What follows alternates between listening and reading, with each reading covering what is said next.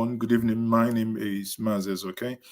And you're welcome to Njenje Media TV. If this is the first time of seeing my face, my bearded face, please, I say to you, do you mind to click the subscribe button and like and share this stream?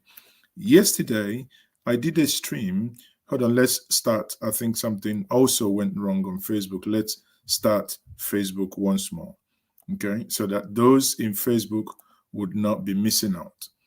So yesterday, we are now live on Facebook, we are live on YouTube, and we are live on, where else? Twitch and Twitter as well.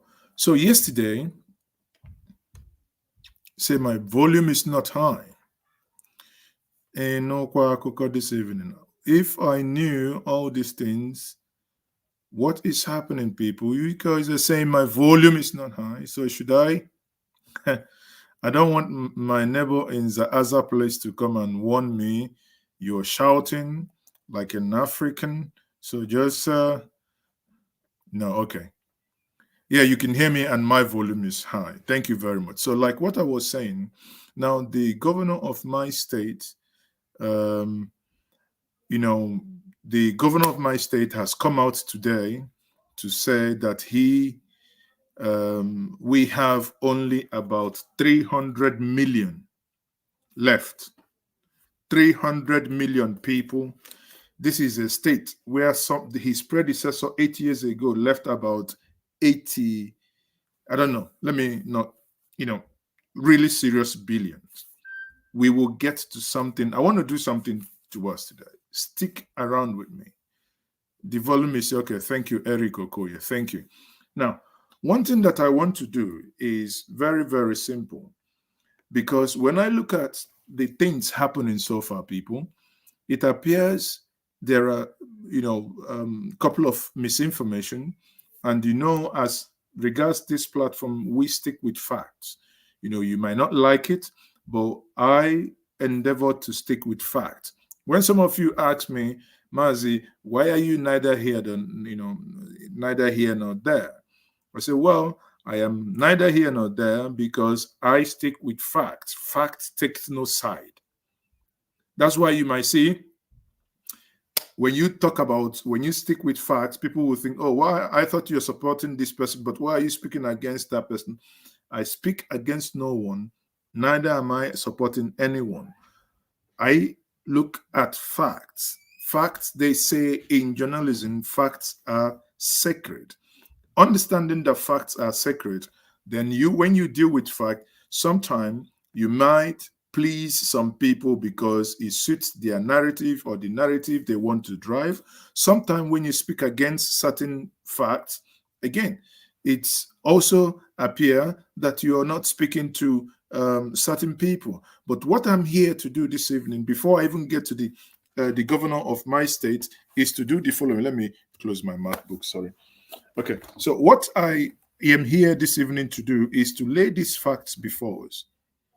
It appears Governor Soludo been watching my program every evening. I hope he does before he goes to bed, because this is where he would hear the truth and feel the pulse of the people. And again, I thank him for the way he has been managing the state so far, feeling the pulse of the people, because if I were to be the governor, these things he's doing are the things I would 99.9% be doing.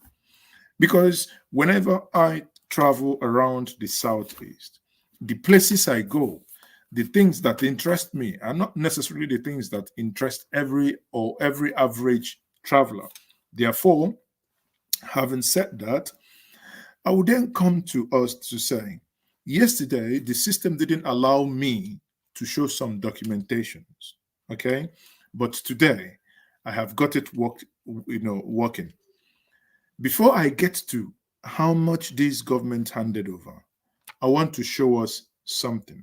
Just have the patience and bear with me, okay? So now let's look at these people. I am now able to, let me, Soludo, come out first. Let's bring this document in. Let me bring this document to us. Now, look at this document, people. I hope you can see this document. I don't mind even putting it in the whole screen so that you see this document and see. This was the handover, when you talk about handover notes, you have the cover page, after which you have the executive summary. So this is the cover page, basically, where the handover note is summarized. Now, this is what we see here, people. Let me read it for us. This was done on the 17th, that is 17th of March. Anambra State Governor, because it's an off-season election, hands over 17th of March each year. So if you want to call the government house, again, for those of you, let me give you a small expo. You want to speak to the governor or to speak to the PA or whoever, the number to call is there. 048, that is 048 is on HR, 553-955. That is the government house. But let me read this letter for us to, understand. I zoom it a little bit so that you will see what I am saying. Now, the letter reads, our reference, His Excellency Chief Dr. Willie M. Madabuchukwu, that's what M stands for, Obiano, Governor Anambra State. And the letter reads, 2014 Anambra State Handover Report. I have the honor to forward herewith the handover receipt of my administration. I trust that you find this report useful as a tool for consolidating and moving forward the administration and governance structure in Anambra State. 2, it says, as Friday 14th March, that is 14th March, 3 days before he handed over. 2014 was the final working day of my administration. I also forwarded herewith the summary of the full financial statement of Anambra State, copies of which are here attached. So showing you that this is not just one-page document. There are voluminous documents, and this is one of the one page that is attached herewith. And he goes then to say, this is the summary. Now, local investment as at March 2014. When you talk about local investment, you know how much the state invested in SAB Miller, other local investments in bank, in bond, blah, blah, blah. So those are classified as local investment. Foreign currency investment, 156 million. In the video I played us yesterday, he said 50 million on the in Access Bank, 50 million in Diamond Bank, and 56 million in Fidelity Bank. Now, if you convert this, I want someone watching me now, please, I want someone to, volunteer to do this. Get your calculator out. If you're using a phone, turn your phone into a landscape mode. Let us do something now. Okay?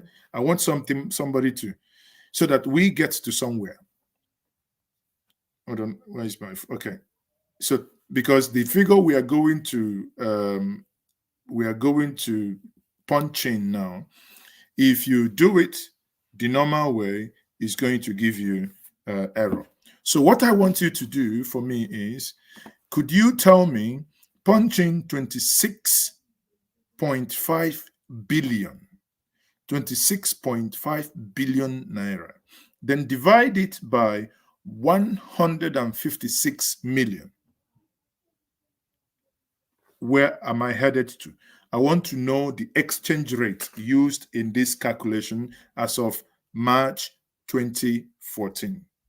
So if I do the punching, which I have done, it's going to give me 169.8.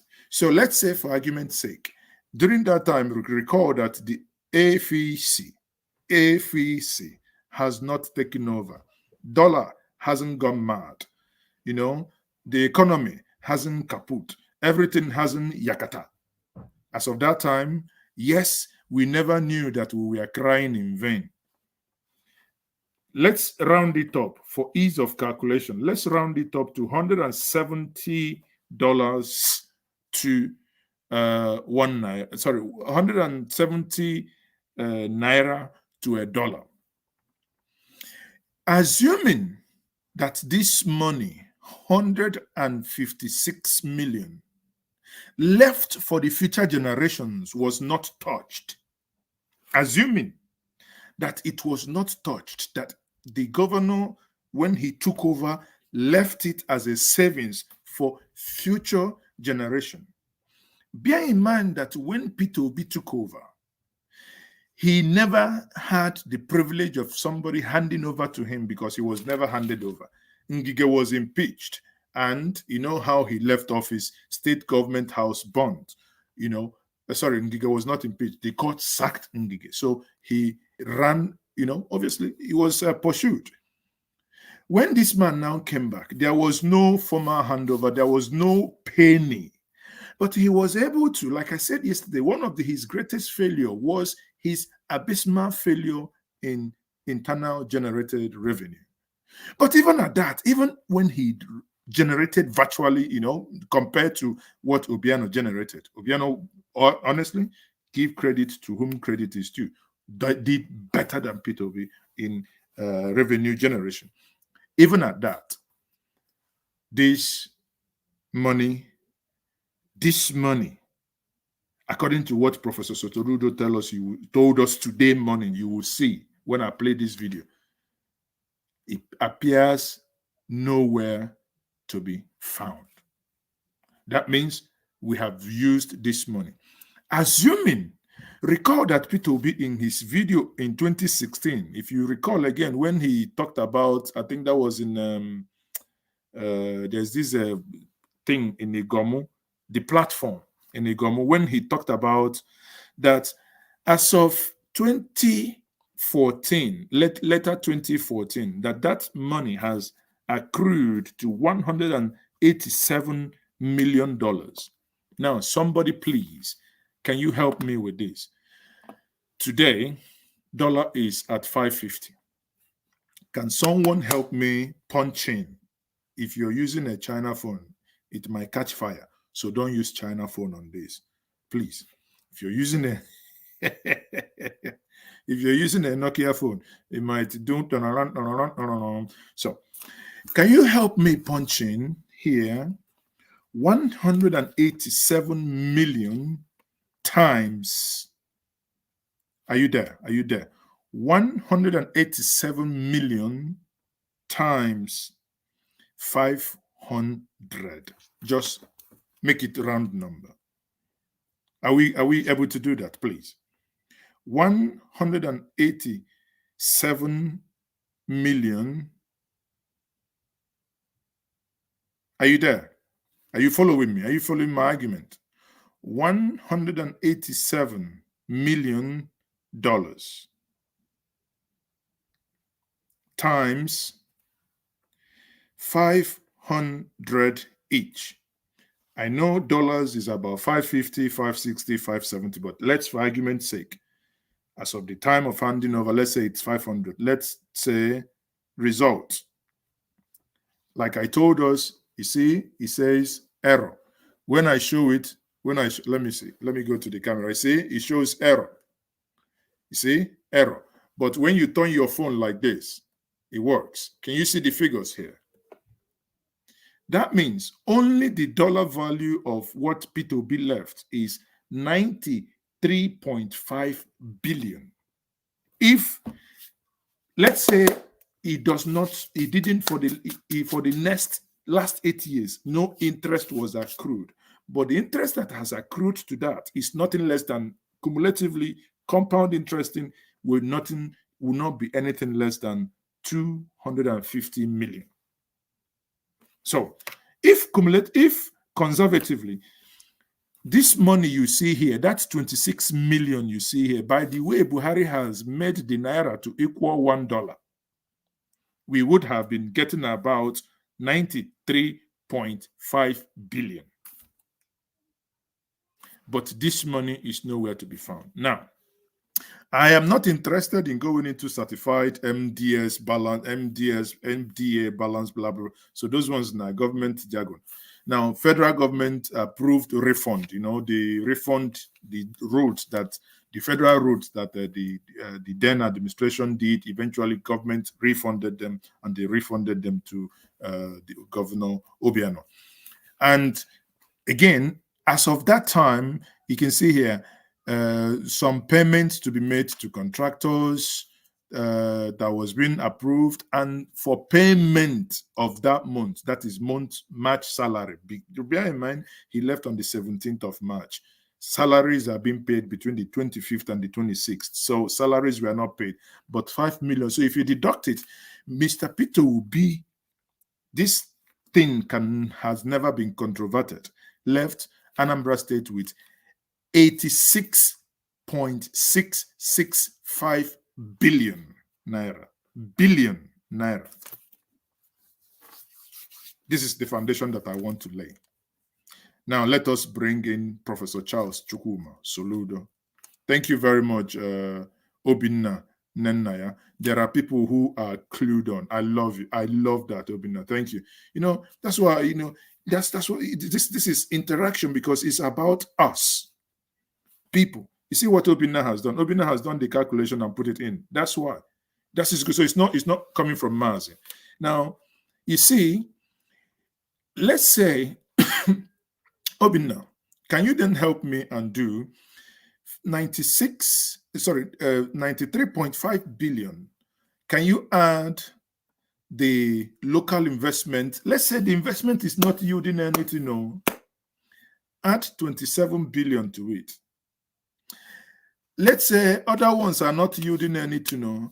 Add 28 billion to it. Please, can you tell me how much in today's, if Anambra State just had this money locked up, there is nothing we are doing with it, how much you would have had today? Rather than have this, I now bring you people. What I'm saying here, please do not misunderstand me. I am passionate about my state, and I am passionate about facts. I hate it when people twist facts. It will be unfair to say that Obiano left zero money. That's very, very unfair. But it will be right to say, according to, you know, when you write, when you do scientific writing, they talk to you about citation, referencing. Mazi, I know these things, but I'm not an authority, so you might not believe me. Well, you must then believe me because I'm an authority in referencing the current governor who has the right information before us. And what is this right information? Mr. Charles Chukwuma Soludo Chalenwambafo, CEO Anambra PLC. Now it is time for you to come over and speak to us as in the Anambra. This is a very long interview, but what I'm going to do, I'm going to go straight to where I think would interest every one of us. If you want to watch the whole interview after this broadcast, you can go back to sorry, Obinna, I think I don't agree with your calculation again. Now, Obinna, I said 27 billion, then also plus 28.165 billion. Okay, so put all of them together, Obinna, please. You have 93.5 billion plus 26.5 billion. No, sorry, plus 27 billion and plus 28.165 billion, as it was in the screen, excluding the one that has jumped from 27 billion to 93 billion, which is the dollar money saved by the former governor. Now, let's bring in Professor Charles Chukwuma Soludo, the executive governor of Anambra State, to now tell us what he told the Arise team this morning. Why I am doing this, I don't normally do streams, just virtually like every day, but because this aligns with what I said yesterday. 419b. Some of you will not make heaven. People, get serious. We are talking about serious thing here. You're okay. So Charlie, can you please speak to us now? Okay. Development finance and all manner of other federal institutions, interventions, and so on will maximize on all of this. And then also building on the people themselves. Again, the people of Anambra, very, very resourceful. Their investments, inward investments, because it's not just government investment that will put Anambra on the map as we desire. Private. Thank you very much. Yes, you see, I love you guys. Actually, listen, Olarewaju Abraham and Obinna Nenaya, send me your address. You have won yourself the dot t-shirt on your dot, because this is what I like. We engage and we work as a community. Thank you for doing that. Okay, so Francis has joined them, but at least the two of you, you have won yourself on your dot t-shirt. Tell me your size, you know, because we are skinny, we do have L, SL. Now, I have how many thousand people, or not thousand, at least we have over maybe 500 people watching across various platforms. And only 7 people have liked what we are doing here. People, waiting happen. Can you please do me a favor? Click the like button. Smash the like button. Make this go viral. This is about information sharing. Stop gutter talk. This is real information and this is real analysis that I am giving to you. So please help me to help you. Make this go viral. Share with others. But let me come back again. Just please click the like button. So, Mr. Governor, please go on. Investment is going to be the key. And we're prepared to provide that environment, enabling environment, to be able to do that. I had some people in the documentary that George put together. If you listen to 3, 4 of them, each of them mentioned road infrastructure and so on. And we were declaring a state of emergency on roads, getting touts out of the road, and so on and so forth, decongesting the traffic. Did you hear that? He is getting touts out of the roads. You know, those Agbero people, on Monday, they said, no, on Tuesday, that was over the weekend, basically. They said, no, we are going to still continue collecting the 200. And I like the way the governor responded, because that's what governance must be. A few people, a minute set of people, less than 0.1% of the population, very minute in nature, cannot hold us to ransom. This is what governance is all about. Addressing their health challenges, cleaning up the place and making it green. Quite a whole lot of them that don't cost an arm and a leg. But we're going to get started. I mean, we're already getting started with what we've done in the last 4 days, working days that we've had. And then you talked about the resistance to reform. That is normal, that is to be expected. Actually, I foresaw what you just reported in my inaugural speech, that these people, these revenue touts and the park mafia and so on, would resist. I put it's in my inaugural address. So when I hear them, going to fight back and so on, it's not surprised in any form. But we are determined, we're focused on this, and we must rid Anambra of, touts and illegal operators. Law and order happen to be the very first essence, at the foundation of anything, of every society.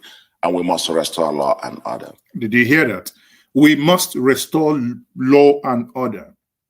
You're sitting down now, watching me and listening.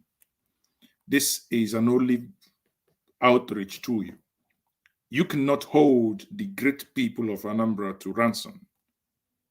Law and order must, not will, but must be restored. We are putting the best foot forward. Law and order must be restored. It is estimated that about 35–40% of people who come to shop in our nation and environments have relocated elsewhere. going elsewhere to shop. People, did you understand what this mean?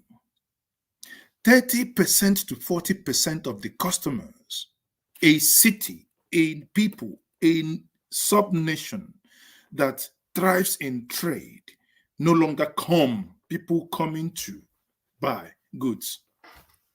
Self-inflicted injuries, because some of us are angry that they think that anybody that comes out on every Monday must be shot dead and must be killed or your goods destroyed. No, people, let us think twice.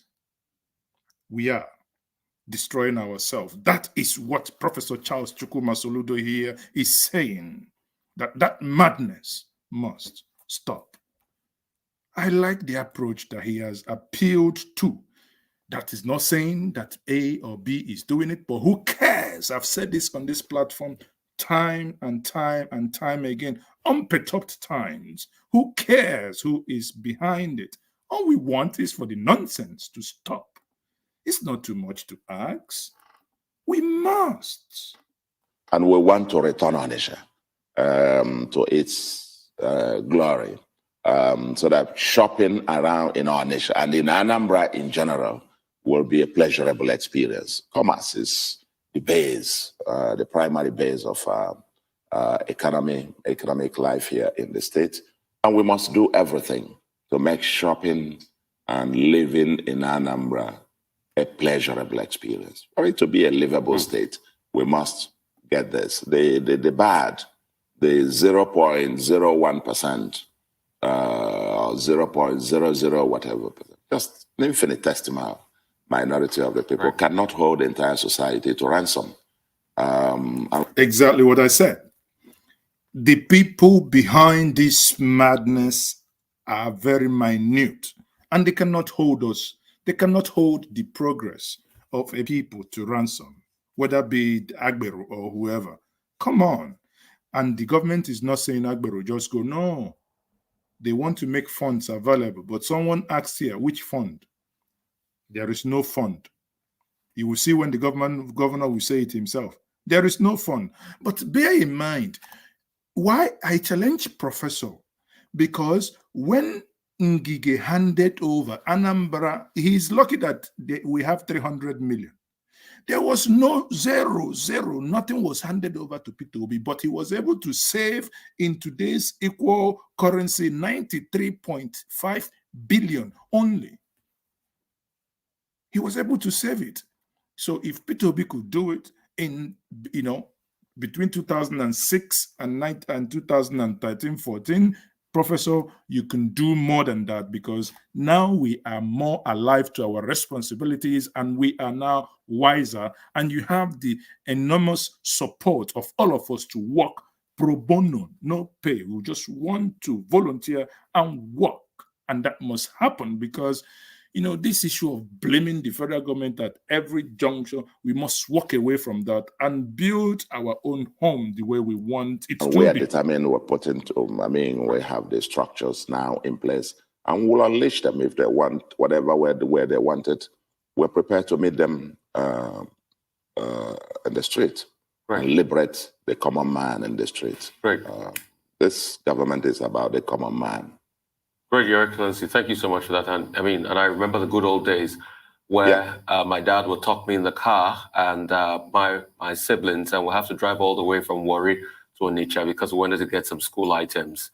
But those days are not there any longer. But I'd like to ask you about Okpoko. You visited Okpoko, and I saw the pictures and the footage out of Okpoko, and I was sad. You need a massive urban regeneration to happen in Okpoko. Where will you raise the money to do that? That's one.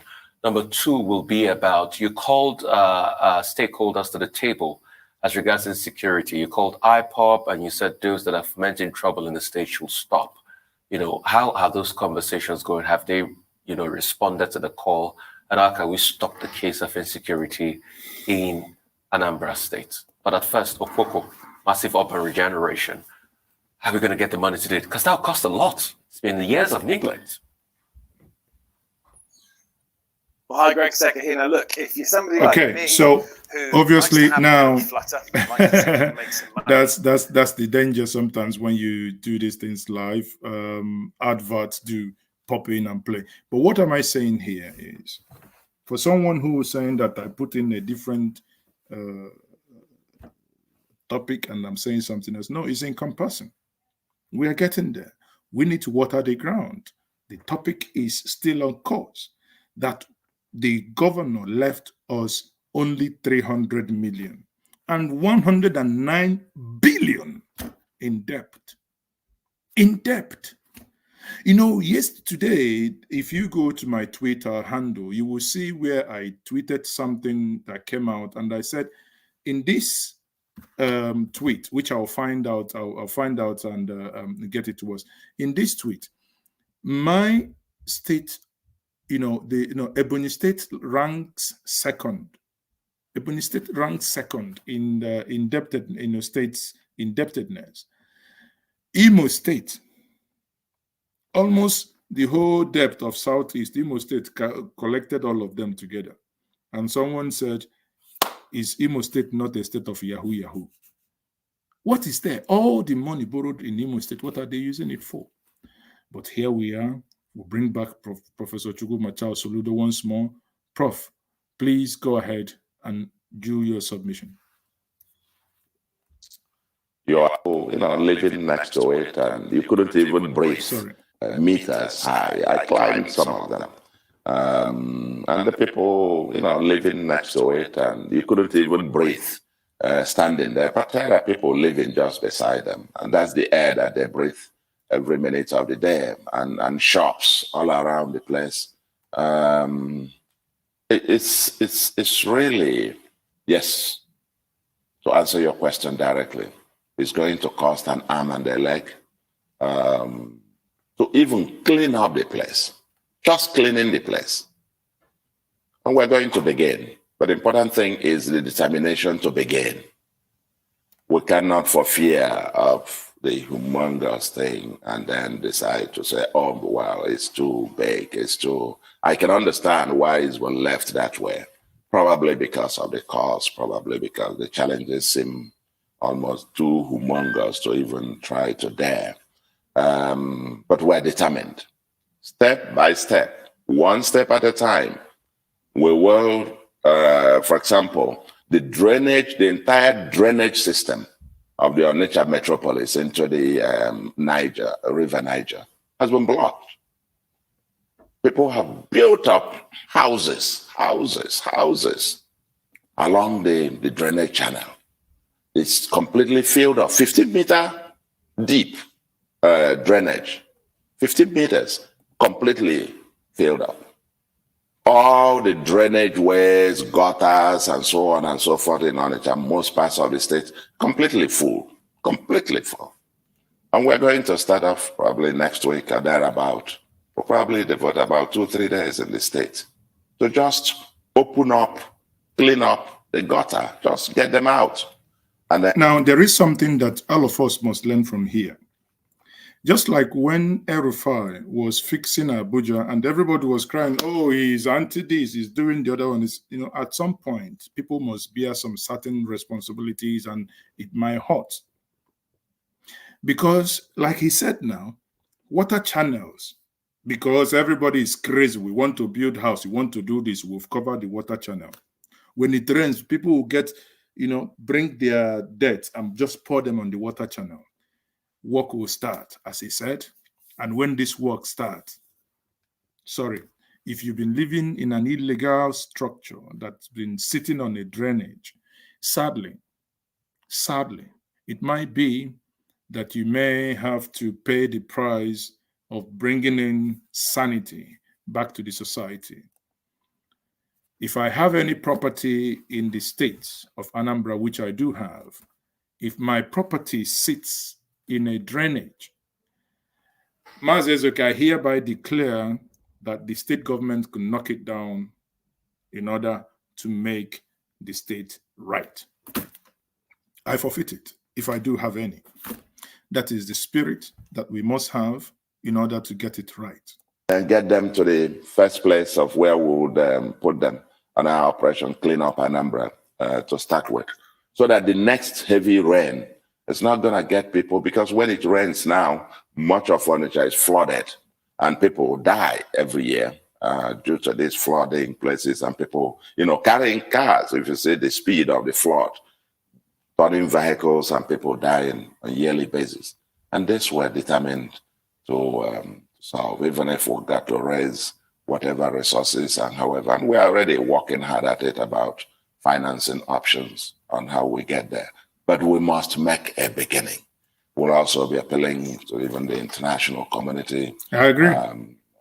Federal government, as it were, and then, of course, our own people here.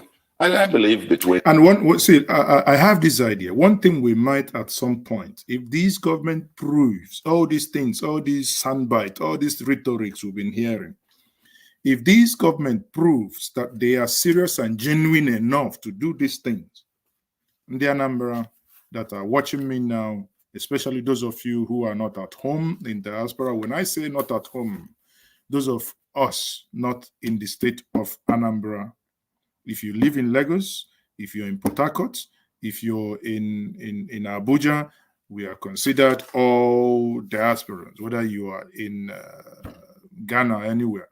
At some point, if things have to work and work right, some of us might have to start considering relocating our head offices to the state of Anambra if you haven't, so that we'll begin to pay taxes in Anambra in order to help. It doesn't mean you close your business in Lagos. No, your business is still in Lagos, but you move your head office to Anambra in order to pay tax to Anambra to support Anambra. You still pay, obviously you run your businesses wherever you are, you can do. And some of us, if need be, that we must support extraordinarily just to targeted projects that we can chip in, even if it's everybody contributes 50 naira. To do this, we must get back to the spirit of building that place that we may all want to retire. We must those build three it ourselves. parties, us, federal government, and the international community, the donor and development agencies, with whom we'll probably be meeting next week or so. I think we're going to do something. There are basics, like I said, cleaning up the place. Okay, the so silting. That's fine. Let's go back. Let's get to this question here. I think that question from Ruben Abati. So let's listen to this. Even 5, not even 1 at a time. Okay, Prof. All of that is nice. But beyond the Okoko and the urban regeneration plan, you know that one famous tradition in our democracy is to talk about 100 days in office. Now, in 100 days, from the point of... I think this question is irrelevant, sort of, because he wouldn't do justice. The question didn't, which was, hold on a minute, 36. Okay, yeah. This is where I think the cocoa starts. Let me start here. Okay. Of the usual. To be honest with you, I don't think in terms of the days. Yes, we have. Don't use bullet points. So again, people, if you are joining me for the first time, please do as much as possible to subscribe to this. Subscribe to Njenje Media. Please hit the like button. Nothing says that we cannot. Just smash the like button, destroy it, but don't throw your telephone. Do not throw your telephone down because the screen might break. But again, gently, like you do in the other room, just touch it. Touch it. Touch it, make the like button go blue. So let's bring back Professor once more so that we continue this conversation. And timelines, but I'm not counting them in terms of day, that day, what day, and so on. What I'd rather want you to look at, and my focus is, I know I have 4 years to do this job, and actually I think it's about 3 years and 8 months to take decisions, as it were. The last 4 months is transition. I don't expect lame dog session. 3 years and 8 months, that's what effective. And I'm not gonna miss any 1 minute. So whether it is the 10th day, it is the first day, we'll read the list. And then we'll get to work. and once they gave me approved the commissioners who hit the road. But even in between that, before that happens, we're already firing on many cylinders at it. X, Y, Z. But how did I put it? That is a name of a church I saw in Congo. It's Viens et voir. It's come and see. So, Judge will come. Important to you. I see that you're. I think at this point, I think Tundu was the one who asked the question that really got to the details of what we are Now looking tell for. us about your maiden Anambra agenda and why it's important to you. I see that you're still wearing Catfish, your thank you maiden very Anambra. much. You're really flying the flag here and being that chief marketing officer that you said. You're using an Innocent vehicle as your official vehicle. How far are you going to go in this marketing? Can we expect to see your other fellow governors also using Innocent vehicles, every MDA in the country using Innocent vehicles? Tell us about this agenda and how far you're going to go with it.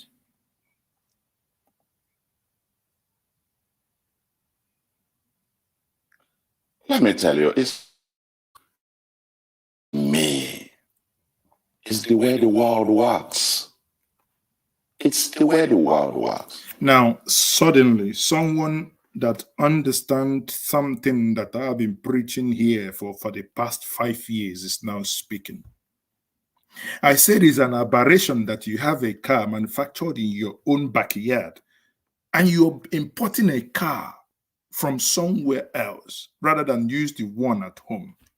I have never seen a German government official using something not BMW or Mercedes. I have never seen a French official using something that is not Peugeot or Citroën. I have never seen a British royal family using anything that is not Land Rover. Nor do you go to Japan and you see the Japanese prime minister using Mercedes. People, what is wrong with us? These things are not what federal government can do for you, but these things are things you can do for yourself without even asking anybody. I now understand that that vehicle, let me not say the price. I hope you will eventually know that that vehicle is actually not expensive as many of us would have thought. You will not say, if you will not get to Europe and find any government, any European government, using or buying Japanese Toyota for the operations of their police or for their president or for their officers and for use and so on. That government will come down the next day.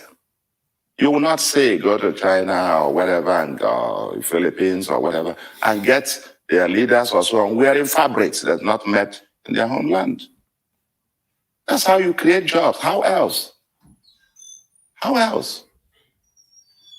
And if you don't do that, you do that through public procurement. If you want to get funds from the US or from wherever and so on and so forth, it's America first. They're going to patronize, you're going to patronize made in the US. That's what it is. This thing I'm wearing, this slip-on that I'm putting on. You won't believe it is made in Obunike there.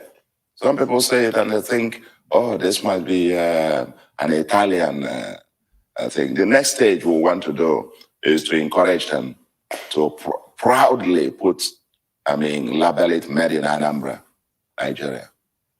And not when you see them, you go there, you see them making it. When they finish making it, they stamp it Gucci or stamp it Prada or whatever. The next is we want to encourage them to be proud, brand it. And that's because our people have that mentality that, unless it is imported, it's of no quality, it's of no value. No. It's when we patronize what we have here. Can you imagine 250 million people patronizing textiles being met here? What will happen to jobs? You're going to create tens or hundreds of thousands of jobs. Tens, hundreds of thousands, if not millions of jobs, right away. Just by patronizing this Akwete thing, they can't even meet the order in terms of the demand. Because now a lot of people, place orders for Akwete. It's because it's hand-woven. And the women can't meet the order anymore. Even the price inching up. And now we're going to help them get the technology to also mass produce this. And that's more jobs. Jobs, jobs, jobs. So the Made in Anambra agenda is integral to A, the way the world works. That's one. Two, it is the best way that you use government high road. I mean, the developed world, the industrial world, the way they go. President Clinton had what he called in the Ministry of Commerce, had what they called the trading floor.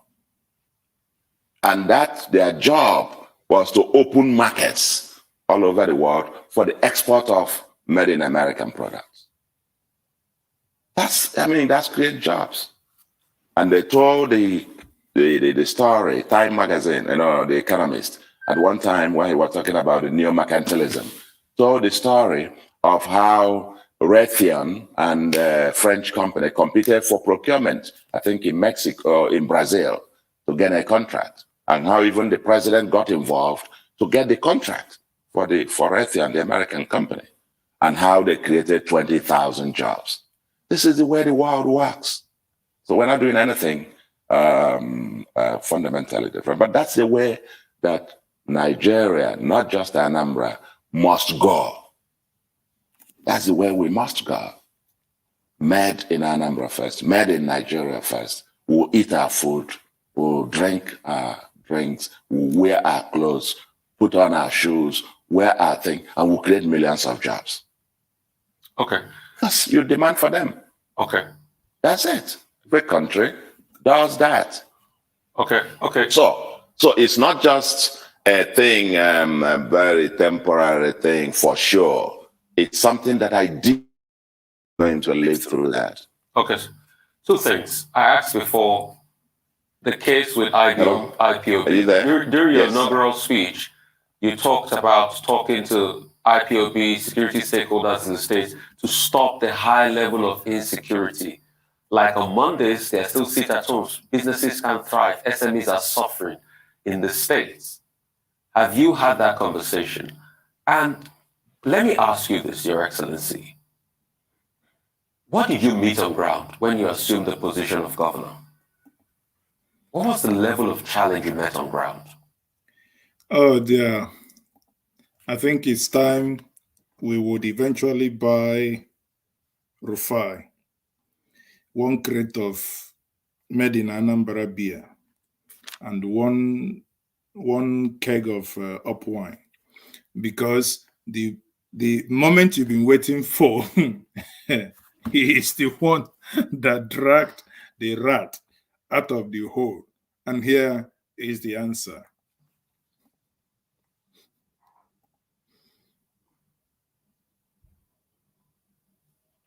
The level of challenge we met on ground in terms of?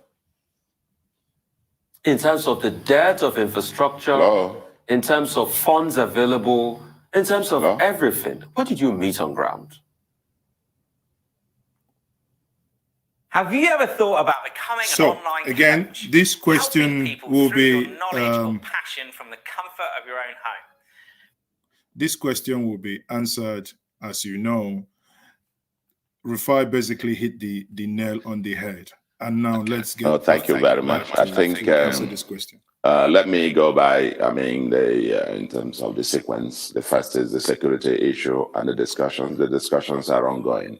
As I announced even on my inaugural speech, my first meeting after the swearing in, immediately after I signed that, I went into my office right away, and the next, few minutes after that, I started the Security Council meeting of the state, which I scheduled to last for 2 hours, but it ended up lasting more than 3 hours, as the case may be. So I'm fully debriefed. The conversations are going on, and I think we I mean, I believe strongly that we'll get it cracked. It's probably not going to happen one day, but we're going to crack it. The sit-at-home thing will definitely end, and I will walk in having conversations with all the stakeholders, IPOB, everybody else, who are trying to engage everybody.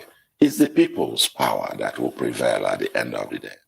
It is the people's power that will prevail at the end of the day. Like I said, the poor, innocent artisans, the keke driver, Now, for those of you who argue on this point, please, in love, I know many of you are listening now. I appeal to your conscience. Listen to what the governor is saying. This thing is not only hurting us, it hurts the poorest amongst us. Buhari does not know about your sit at home. It does not affect him. He can never lead in releasing your leader. It is two things that will happen. The political process that is ongoing. And one of the things I might do this day is also to invite our dear father, Mbazurike Amechi, and to give us certain insight regarding what is happening. Two is the legal process. That you sit at home and someone comes out, he swears his vehicle, like what happened yesterday in Enugu. I think it's Abugo to be precise. Motorcycles burnt. You can see Peugeot 504, blue color. Peugeot 504. You can imagine how old the man who was driving that Peugeot 504 that was burnt yesterday in Enugu. You can imagine how old that man would be. You could imagine a man, I mean, is it so well with the individual for that individual to still be riding on a Peugeot 504? But those things are things that we'll do to ourselves. Please, please, can you get kenente? Let us give peace a chance. The bus driver, the woman selling pepper, the vulcanizer, the one that, the masons who depend on daily toil and sweat to eat. They're the ones who are suffering. The poor people. For the elite, they can afford to have, a holiday on Monday and watch TV or watch Arise on their DSTV and so on. But what about these guys who don't even have electricity, who don't have anything, who depend on going out there to rough it out? The traders, the people who do what we call Ebo Safia, they don't have any shop, but they're just loitering around. If you need anything, they run, go and get it somewhere for you. And that's how they eat. If you stop them from going out, they starve for the day. Who is the loser? And then people who would have come to shop in Anambra start going out on Mondays, they go elsewhere. Who is the loser? You're just impoverishing the same people every day. And everybody is a loser. And I know that will definitely stop, and we're working hard at that. So the short answer to your question, I don't need to tell you any further details than this, is that we're having very serious conversation around that. Like I said, we're determined to restore law and order to this state. Because without it, nothing else happens. And what did you meet on the question ground? is about what we met the state. Well, on what we met on ground, actually, that is what I can only tell you is as follows. You see the thing here, Soludo himself appears to be ashamed of what he met on ground. In the last 47 minutes, he has been so eloquent, so outspoken. Suddenly, when he gets to what he met on ground, the professor started stammering. Watch. First is that in terms of finances, there is an audited account, which is public document. Okay? It's public document. Anybody can access that. the audited account of Anambra State as at 31st December 2021. That's already published. It's a public document. Anybody can access it. You can get it. You see our assets, liabilities, and so on.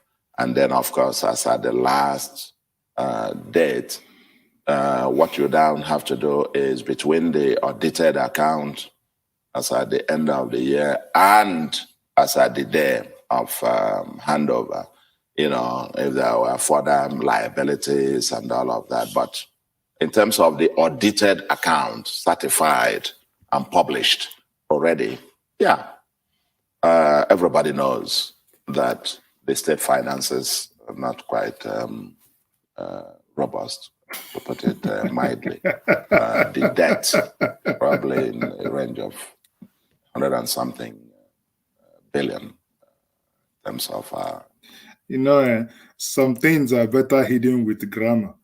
Suddenly he's telling us, rather than say it the way it is, there was no money. He says, you know, the state of the state is not quite robust. Okay, what is robust? Because when I want to hide me something, I hit him for English, innit? Please come back. Tell us what robot is.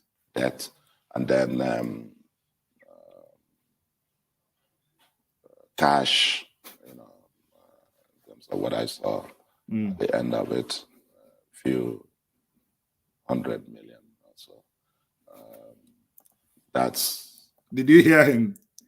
Prof was eloquent up to this point. The hook is about to hook him. Prof is becoming inaudible. I'm straining my ear to hear. I hear 100. Prof. What the state has. I mean, that's the base. But we're still going to have the reconciliations and have all the accounts from January to the date that we take over. And we put out, and I think it's best practice, actually. When you ask this question, we intend to have a very transparent public finance management where we're going to publish everything. Everybody will know what is there, what is not there, what penny comes in, what it is used for.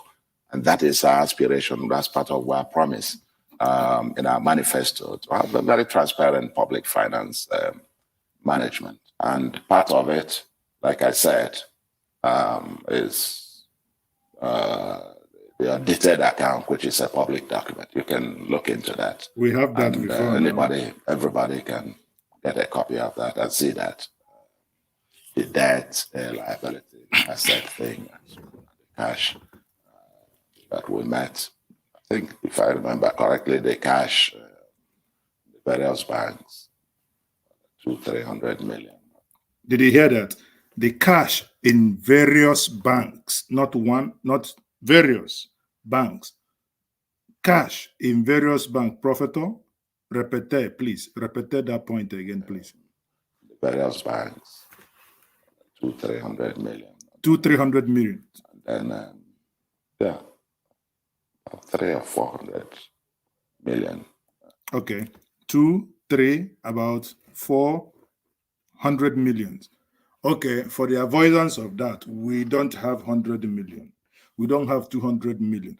Let's say we have 500 million, 500. I am adding my own 100 million. That's what Anambra State has. Okay. Naira, and then the audited account as at December put the debt at about 109 billion. Okay, 109 billion. Now, most of you here, can you do the math and post us the answer? We have 109 billion debt. Then we'll have 300 million surplus.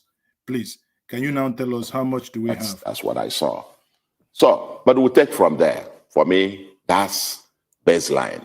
When we do the other contingent liabilities, contractor debts, and the other bits, then we'll pull up all those. It's not what happened. For us is to draw the line and then move on. That's it. That's the baseline. That's where we met. I think Prof, at this point, I'm not a professor of economics, even when I did do economics as well. But I think this your baseline or the line you're drawing. I don't understand it. Are you drawing the same line that Buhari drew when he came in? When he said, we're going to draw a line. And then after this, anybody that does X, Y, Z. So what am I saying in essence? In essence, I'm saying here, people, very seriously, that if we just oppose everything that the prof has said, and again, without repeating and sounding as a broken record, you can see from his demo that even from the point he started with high pitch, he was telling us, the high sounding stuff, talked about Okpoko, talked about Made in Anambra, talked about Akwete, talked about his silicon. But when he got to the issue of finance, he became a little bit rattled that his voice, you have to really, really strain your ears to actually capture what he was saying. I know the first time I watched this clip, it took me a while to actually know because I was making notes. 100 million, 200 million, 300. So he's not confident in saying that. Compare that to the way the previous government was handed over to. The government before them, Mbadunuju didn't hand over, nobody knew what was in the state or anything, didn't hand over to Chris Ngige.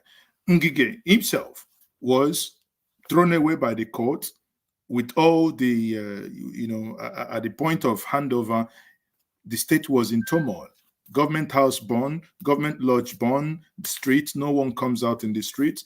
Bandits littered the streets of Anambra. Bandits were basically operating then. So there was, and this guy, the former governor, or the Peter Obi, was in London. He was living in London. He was sitting down there, and he was called the moment the court delivered the judgment. He entered the British Airways flight and flew straight into Lagos. From there, went down to Anambra and became the governor. Nobody handed him over. He said it on a video I played to us yesterday. When he called the governor, come and do handover now. They say, there is nothing there to hand. You now have a state. You have a governor's lodge. Go and do whatever you can do. But in all this, what I'm trying to do, what I'm trying to say, without judging anybody, is at least you can see where order came and how he was able to do these things, and he wrote them down, handed them down, and sadly that some of these things were eventually sold. We will come to that part. That is the second part of this broadcast, to also review the documents, because at some point there was this argument, oh, he never left any money. He never left any money. He didn't leave any cash. But when somebody have an investment in bonds, in hard currencies, totaling certain amount of money, what is it? Any money you have in an investment, because you can liquidate that at any time, it's your cash. So saying that, okay, he didn't give you, no, but what Soludo is not also telling us, which means there is none. So there is this investment there. Because if we had this, Professor here would have told us, okay, we have about 300 million in cash, and we have about $15 million, $500 million in investment. An amount that should have been about minimum 250 to $290 million now, times by 500, giving us over 93 billion naira is what has been. Now, the information coming from different quarters are now saying that this money in dollar was what was used for the airport. So some of you, again, you see, when I say I stick and I deal with facts, again, I hate it when some of us also say, oh, Anambra Airport was built with $2.2 billion. No, that people now, come on, fear God. It's not true. Anambra Airport was not built with $2.2 billion. Anambra Airport, initially, when the idea was mooted in 2018, there was this conversation of having an air metropolis, which the governor said Orient was going to bring about 10%. The state will give land, and the Chinese counterpart will build, operate, and transfer, which will be about 25 to 30 years. But eventually, that deal, like I said, I looked through it and I said to us, the video is still on Njenje Media that I made then saying, no, this is nothing but a fraud. Because if you look at those individuals, starting with those individuals they were not Chinese. They were Filipinos. So if these individuals, because they looked Asians, we cannot just say, oh, they are, based on informations. But that is neither here nor there. Bottom line is, by the time the state eventually realized that these things, what I've said ab initio, that this is a fraud. When it then happened, states have to do what they had to do. Question is this the money converted to build the airport? Would it be fair to say that Anambra State liquidated over $100 million to build an airport? I do not know. Because I don't want to live in the realm of speculation, that's why I had asked the former governor, the former commissioner of information, to tell us how much this airport took from the Anambra.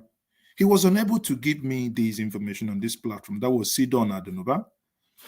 I reached out to the Commissioner of Works. He ignored me. Again, Professor Soludo, I'm putting it on to you that your government, because it is our money, must tell us how much this airport took from us. If possible, it's not bad to add where and how did we source this. Now we read that the Anambra State Liaison House, or whatever it's called in Lagos, was valued at about 6 billion naira, and that was sold for less than $1 billion. If that is true, then it leaves so much sourness in my mouth that I do not want to accept as a citizen of my dear state. Because this is one thing that you keep, listen, it doesn't matter, even if be my dad, be myself, anything, if you tell me to, if in any time you give me any form of responsibility, you must hold me to account. You're not doing me any favor in any way, shape, or form, just to say, oh, because this doesn't, we don't want to upset anybody. This is not about upsetting. This is about accountability.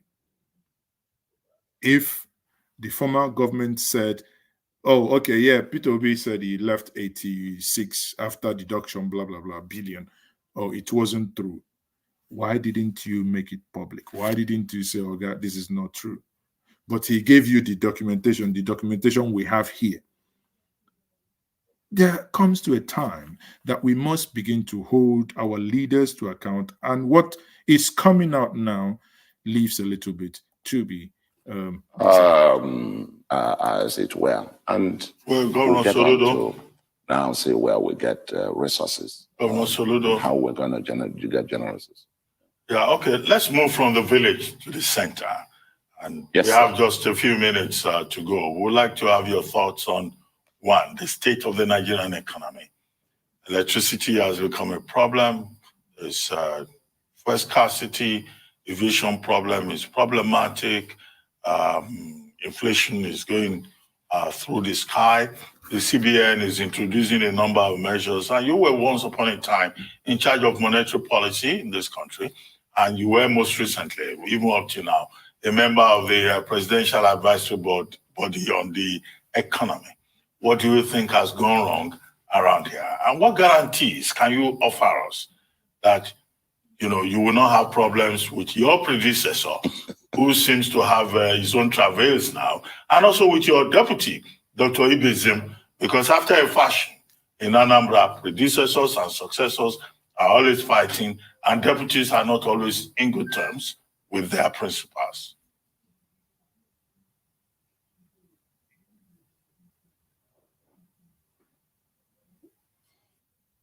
Oh, look, what's that? So, people, A what skip button. what Push I it. want to Oh, now seriously, do, give it a click. Go on. what I want to that's- do is basically to look for the information that I want to share with us. And this is what, again, I'm not saying this is entirely that this is where the money for the airport came, but my gut feeling is telling me that the following documents that I'm about to share with us is and has something. Let me see if I can. Okay, let me do this differently, people. Sorry. Let me do this differently. Let me see if I can connect to WhatsApp on this and share that through the WhatsApp, please. Quickly, sorry. Because I'm trying to pull up the document from the folder, but is not playing and is not wanting to. But while I do that, let me quickly allow Professor Soludo to carry on, then I'll do that on the background. Tripartite questions that, and you said you have time. So let me just give you one sentence response on each of them. The first is the center, the state of the economy. You know, I am now, thank you mentioning the different hats I wore in the past. And now, as governor of my state and a member of the National Economic Council, I also have an opportunity to offer, and we have a meeting, I think, on Thursday. So I have another platform to share my views on the state of the economy. In that sense, so whatever I say, and you reeled out some of the challenges, and I'm sure everybody, the National Economic Council, the central bank, the federal government, the ministerial, and so on and so forth, everybody is working hard at that. And I would rather keep my views on my own on for now, to share them at NEC, National Economic Council. That's where you have all the state governors and with the vice president as the chairman.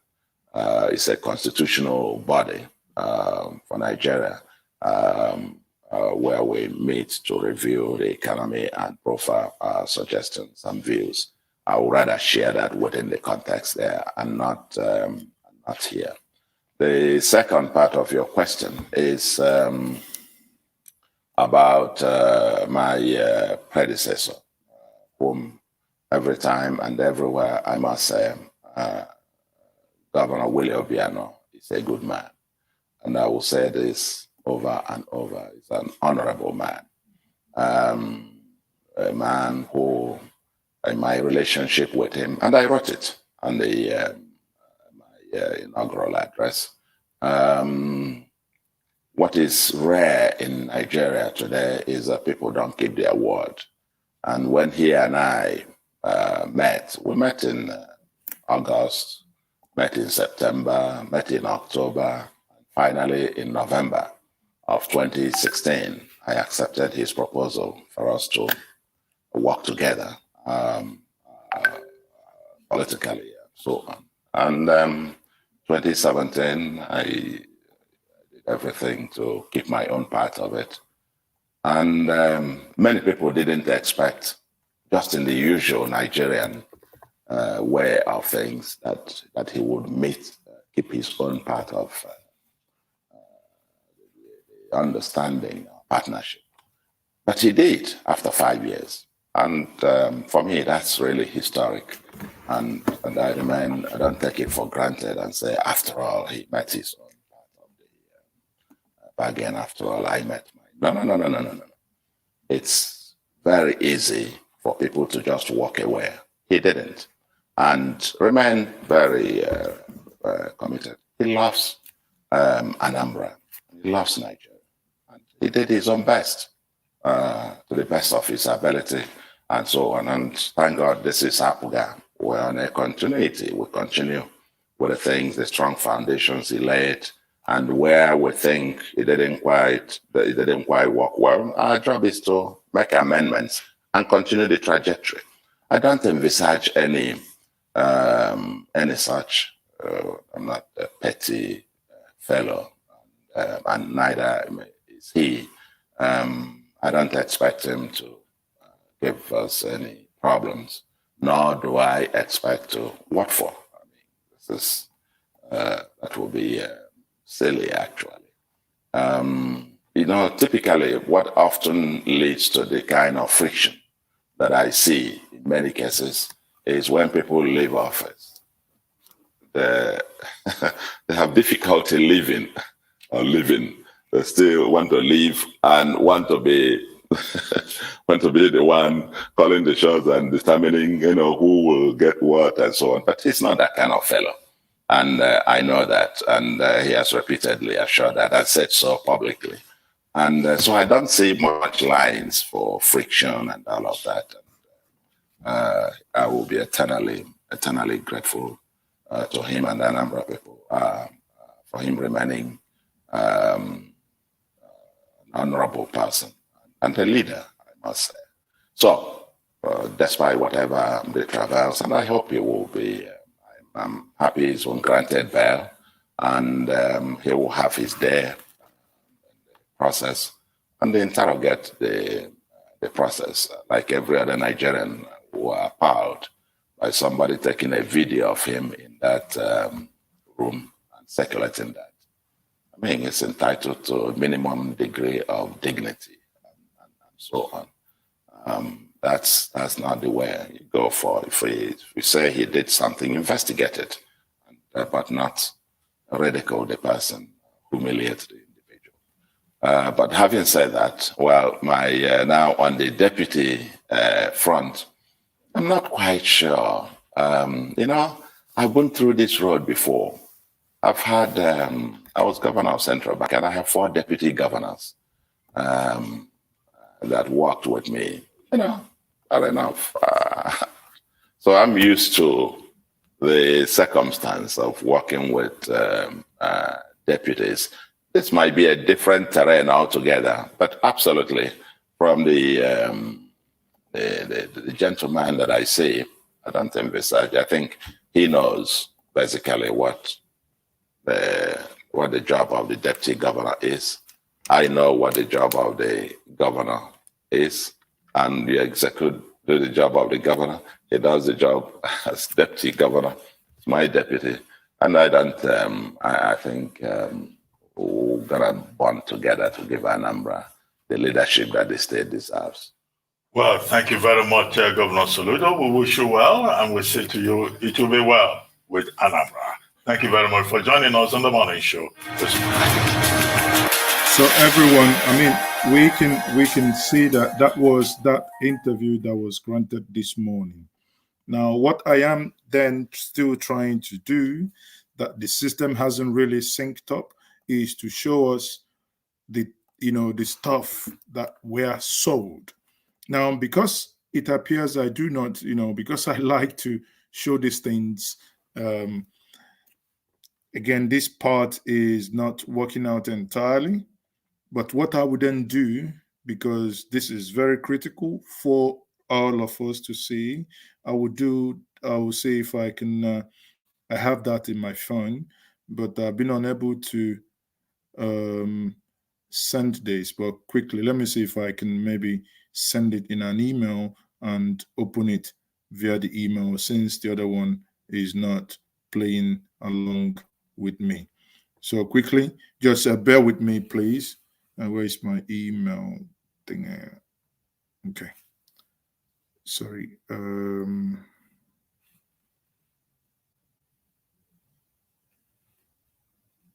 Okay.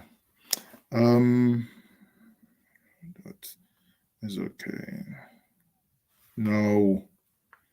Sometimes these things just play. I'm sorry about this, but I'll do that quickly.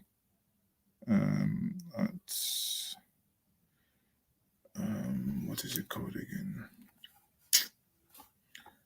Okay, sorry.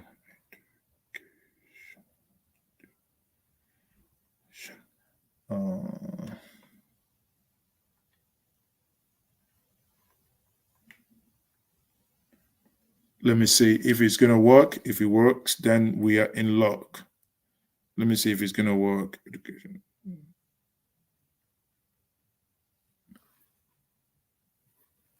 Oh, sorry. I think I made a mistake here. Okay. So let's see if it works. Okay, people. So, like I said before, at the end of the day, whatever be the case, the summary, or maybe I have to do this another day just to make sure that this part is there, because it will make a lot of sense that I show this on the screen. But having said this, people, what it means is that Anambra State, according to the current governor of Anambra State, is in plus 3 million naira. And Anambra State is a minus 109 billion naira.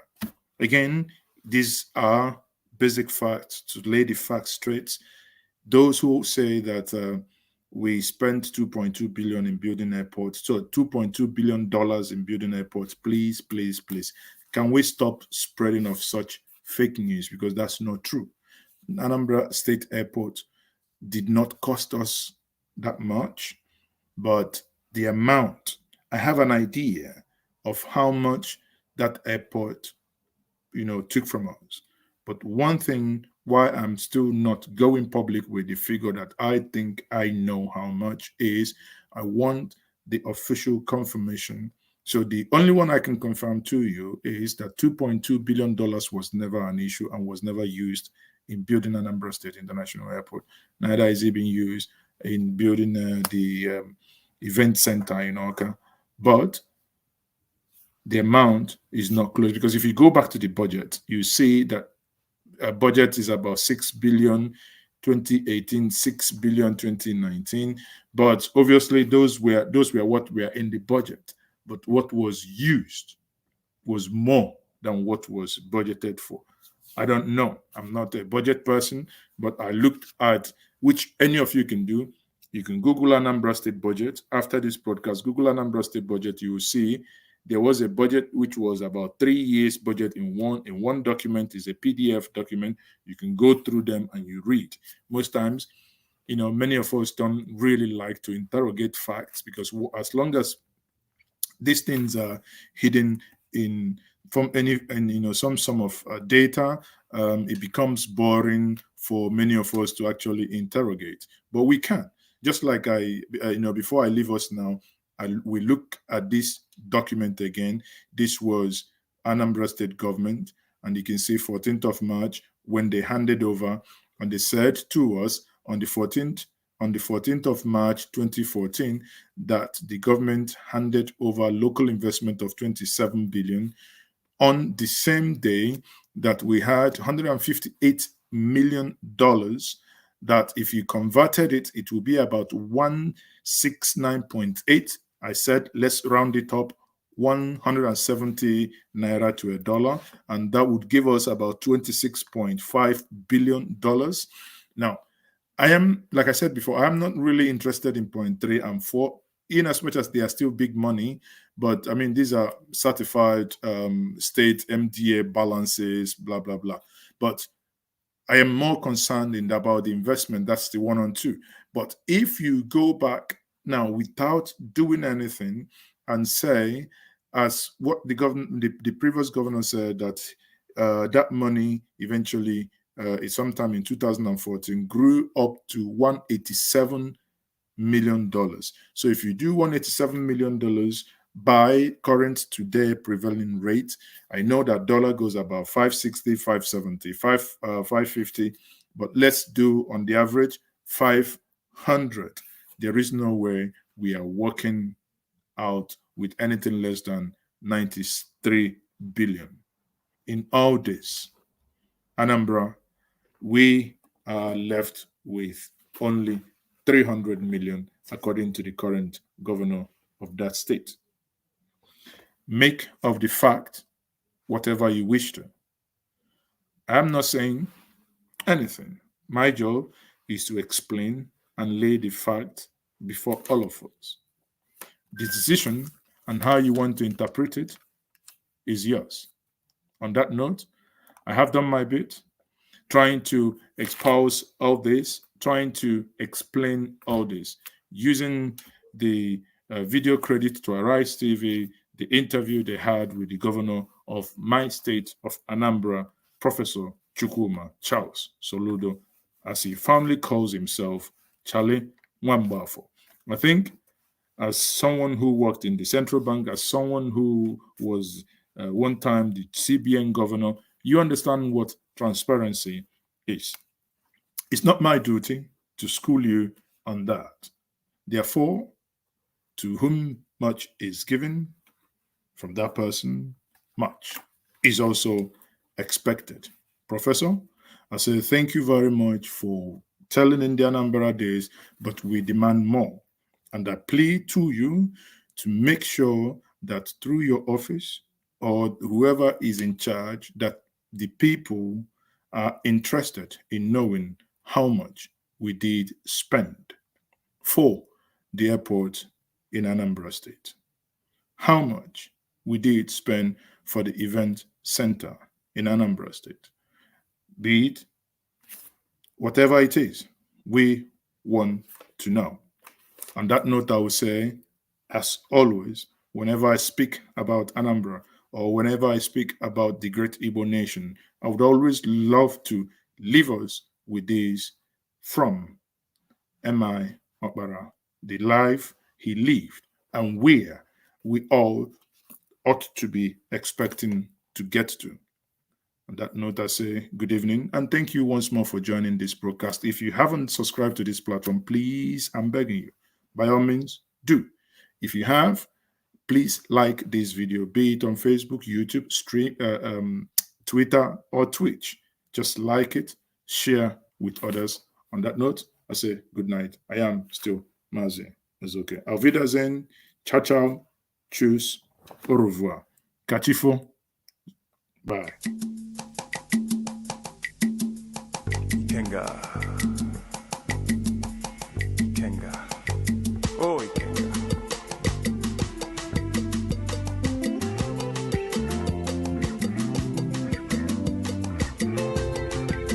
You shall yet see your sunrise, Ikenga. You shall yet see your sunrise.